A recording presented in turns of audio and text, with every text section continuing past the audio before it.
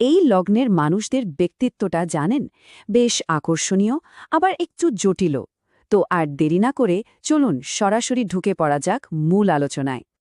আচ্ছা, আলোচনার শুরুতেই একটা প্রশ্ন করি, কেমন মানুষ ঠিক কেন রাশিফল পড়ে বলুন তো?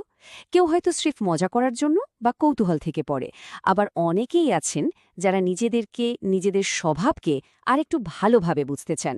আর ঠিক এই জায়গাটা থেকেই কিন্তু আমাদের আজকের আলোচনাটা শুরু হচ্ছে। তো চলুন পরিচয় হয়ে নিই মিথুন লগ্নের সাথে। মানে কোনো রাশি বা লগ্নকে যদি ঠিকঠাক বুঝতে হয়, তাহলে তার ভালো দিক, খারাপ দিক দুটোই কিন্তু জানতে হবে, আর আমরা ঠিক সেটাই করতে যাচ্ছি।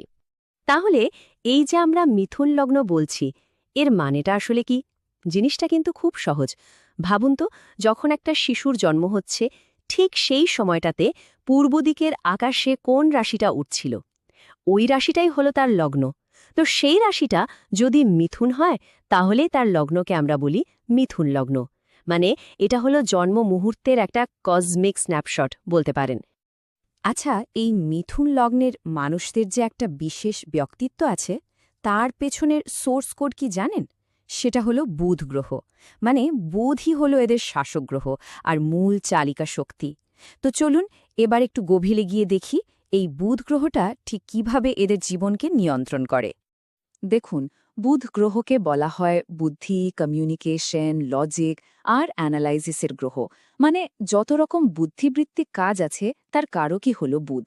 আর যেহেতু মিথুন লগ্নের শাসক বুধ, তাই এই সমস্ত গুণগুলো এদের মধ্যে একেবারে স্পষ্ট করে ফুটে ওঠে। ওদের জীবনের প্রায় সব ক্ষেত্রেই এই বুধের একটা শক্তিশালী ছাপ দেখতে পাওয়া যায়। তো চলুন এবার এদের শক্তিশালী দিকগুলো নিয়ে কথা বলি। মানে এমন কিছু গুণ এদের আছে যা সত্যি একরকম সুপার পাওয়ারের মতো কাজ করে, আর এগুলোই কিন্তু ওদেরকে অন্যদের থেকে একদম আলাদা করে তোলে। এদের সবচেয়ে বড় শক্তিগুলোর মধ্যে একদম প্রথম সারিতেই আছে ওদের অসাধারণ বুদ্ধি।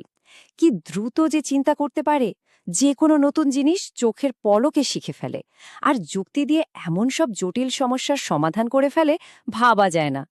বলা যেতে পারে ওদের মাথাটা যেন একটা চলন্ত লাইব্রেরি, যেখানে সব সময় ইনফরমেশন প্রসেস হচ্ছে। যেহেতু বুধ যোগাযোগের গ্রহ, তাই কমিউনিকেশনের দিক দিয়ে এরা জাস্ট অসাধারণ। কথা বলা হোক, লেখা হোক বা কাউকে কিছু শেখানো হোক, সবকিছুতেই এদের জুড়ি মেলা ভার। এই কারণেই তো দেখবেন শিক্ষক, লেখক, সাংবাদিক এই সব পেশা এরা দারুণ ভালো করে।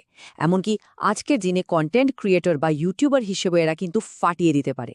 আসলে কথা দিয়ে মানুষকে প্রভাবিত করার একটা জন্মগত ক্ষমতা নিয়ে এরা আসে।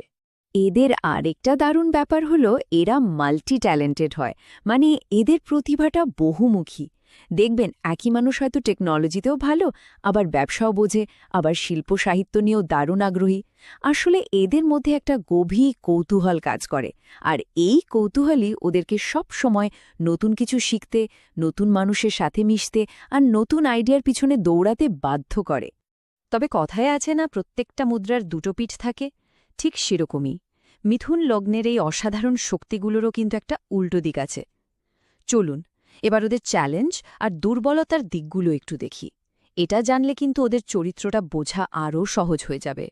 ব্যাপারটা অনেকটা একটা দুধারী তলোয়ারের মতো। যেমন ধরুন, ওদের যে মাল্টি ট্যালেন্ট, সেটার কারণেই অনেক সময় কোনো একটা বিষয়ে গভীরে যেতে পারে না। আবার মনটা যে খুব দ্রুত চলে, সেটার জন্য ওরা অস্থির হয়ে পড়ে, ছটপট করে। আর সবকিছু নিয়ে বেশি অ্যানালাইসিস করতে গিয়ে শেষে সিদ্ধান্তই নিতে পারে না। মানে প্রত্যেকটা শক্তি যেন নিজের সাথে একটা করে চ্যালেঞ্জ নিয়ে আসে। তো এই যে এত সব গুণ আর দুর্বলতার কথা আমরা বললাম, এগুলো ওদের প্রফেশনাল আর পার্সোনাল লাইফে কিভাবে প্রভাব ফেলে, চলুন এবার একটু সেই বাস্তব দিকটা দেখা যাক। যদি আমরা ওদের জন্য আদর্শ পেশার কথা ভাবি, তাহলে দেখব যে ওদের দুঃখতাগুলোই ওদের পথ দেখিয়ে দেয়। যেমন ধরুন, শিক্ষক, লেখক বা সাংবাদিক, এই সব পেশায় ওদের অসাধারণ কমিউনিকেশন স্কিলটা দারুণ কাজে লাগে। আবার আইটি, মার্কেটিং বা মিডিয়ার মতো জায়গায় যেখানে বুদ্ধি আর অ্যানালাইসিসের দরকার, সেখানেও এরা খুব ভালো করতে পারে। ব্যবসা বা কন্টেন্ট ক্রিয়েশনেও ওদের বহুমুখী প্রতিভাটা ওদের এগিয়ে রাখে।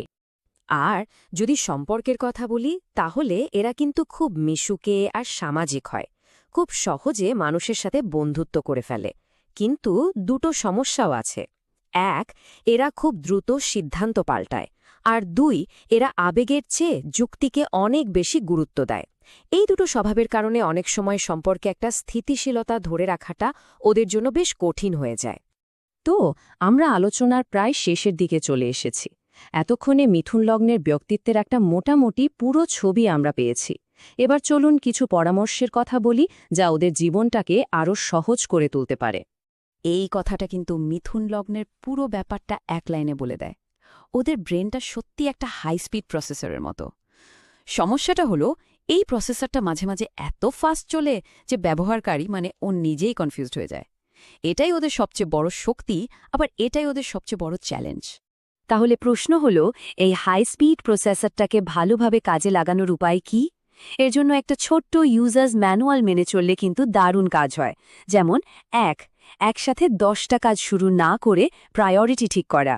2 মাথাটাকে ঠিকঠাক খাবার দিতে হবে, মানে সবসময় নতুন কিছু শেখার মধ্যে থাকতে হবে। 3 অতিরিক্ত চিন্তা কমানোর জন্য মেডিটেশন খুব ভালো কাজ করে। আর 4 কোনো সিদ্ধান্ত নেওয়ার আগে অতিরিক্ত অ্যানালাইজ করাটা এড়িয়ে চলতে হবে। তবে একটা কথা কিন্তু সবসময় মনে রাখতে হবে, জ্যোতিষ কিন্তু সবকিছু নির্ধারণ করে দেয় না। শেষ পর্যন্ত একটা মানুষের জীবন তৈরি হয় তার নিজের চেষ্টা, তার সিদ্ধান্ত আর তার পারিপার্শ্বিক পরিস্থিতির ওপর ভিত্তি করে। অ্যাস্ট্রোলজি এখানে একটা গাইডবুকের মতো কাজ করতে পারে, বড়জোর একটা ম্যাপের মতো পথ দেখাতে পারে। শেষ করার আগে এই কথাটা নিয়ে একটু ভাবা যেতে পারে। দেখুন, জ্যোতিষ কিন্তু কোনো জাদুর কাঠি নয় যা সব সমস্যার সমাধান করে দেবে। বরং এটা একটা আয়নার মতো, যা দিয়ে নিজেকে আরও ভালোভাবে চেনা যায়। এটা আমাদের নিজের ভুলগুলো দেখতে শেখায় আর একটু বিনয়ী হতেও সাহায্য করে। আর দিনের শেষে নিজেকে চেনার থেকে বড় জ্ঞান আর কি হতে পারে, তাই না?